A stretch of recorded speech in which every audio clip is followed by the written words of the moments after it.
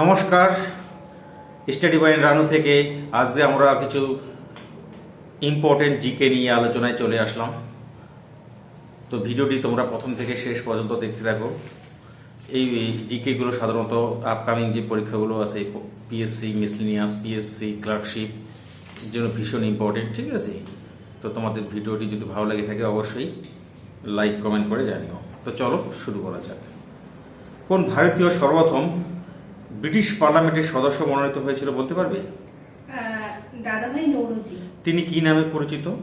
তিনি হচ্ছে grand old man নামে পরিচিত। Grand man, old man of India, তাই তো? তিনি ছিলেন লিবারেল পার্টির সদস্য। হ্যাঁ, লিবারেল পার্টির সদস্য এবং এশিয়ার মধ্যে প্রথম ব্রিটিশ এমপি ছিলেন তিনি। এটা মাথায় রাখতে হবে। তাহলে কয়েকটা জিনিস জানতে পারলাম যে তিনি গ্র্যান্ড ওল্ড ম্যান নামে পরিচিত, তিনি লিবারেল পার্টির সদস্য ছিলেন এবং এশিয়ার মহাদেশের প্রথম ব্রিটিশ এমপি। আচ্ছা, এবার বলো তো, স্তন্যপায়ী প্রাণীর সার্ভাইকাল কশেরুকার সংখ্যা কয়টি? সাতটি। সার্ভাইকাল কশেরুকার সংখ্যা হচ্ছে 7টি। আচ্ছা, এবার বলো তো, পেশির ক্লান্তির জন্য কোন অ্যাসিড দায়ী? পেশি ক্লান্তির জন্য হচ্ছে ল্যাকটিক অ্যাসিড দায়ী। আমরা যদি অনেকক্ষণ পরিশ্রম করি তখন পেশির মধ্যে ল্যাকটিক অ্যাসিড জমে যায়, ফলে আমরা ক্লান্তি তখন আমাদের কি হয়, আর নিজেদেরও আমাদের ক্লান্তি লাগে, তাই তো? আর কাজ করার সামর্থ্য থাকে না। তবে কিছুক্ষণ যদি বিশ্রাম নেওয়া যায়, ল্যাকটিক অ্যাসিড আবার সেটা এখান থেকে কি হয়ে যায়, সরে গিয়ে আমাদের আবার আগের অবস্থায় ফিরে আসে। এবার বলো তো, সারা ভারত হরিজন সংঘ কে প্রতিষ্ঠা করেন? গান্ধীজি 1932 সালে, তাই তো? আচ্ছা, এর সদর দপ্তর হচ্ছে গান্ধী আশ্রম, দিল্লিতে অবস্থিত এটি, এবং সারা ভারতে প্রায় 26টি এর শাখা আছে। এটাও আমাদের জানতে হবে। ঠিক আছে, এবার বলো তো, পাকিস্তান প্রস্তাবটির জনক কে ছিলেন? চৌধুরী রহমত আলী, 1933 সালে। এর আগেও কিন্তু মোহাম্মদ ইকবাল 1930 সালে সর্বপ্রথম আর কি মুসলিমদের জন্য একটি পৃথক রাষ্ট্র গঠনের দাবি করেছিলেন তিনি আর কি। তাহলে এটা আমাদের জানতে পারলাম যে 1930 সালে হচ্ছে মোহাম্মদ ইকবাল, কিন্তু তিনি কি করেছিলেন, শুধু দাবি করেছেন, পাকিস্তানের কথা উল্লেখ করেননি।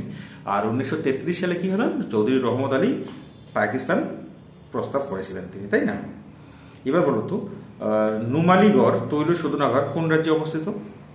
নুমালীগড় হচ্ছে আসামে অবস্থিত।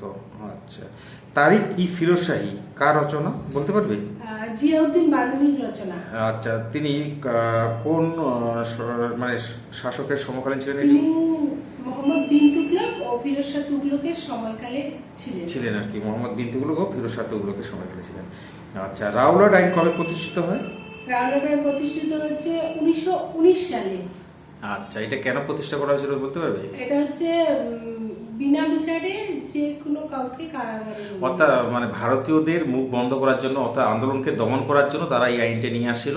অর্থাৎ সন্দেহভাজন যে কোনো ব্যক্তিকেই তারা আটক করতে পারতো এবং বিনা বিচারে তাকে কারারুদ্ধ করতে পারতো, তাই না? আচ্ছা, এবার বলো তো, বক্সারের যুদ্ধ কবে হয়েছিল?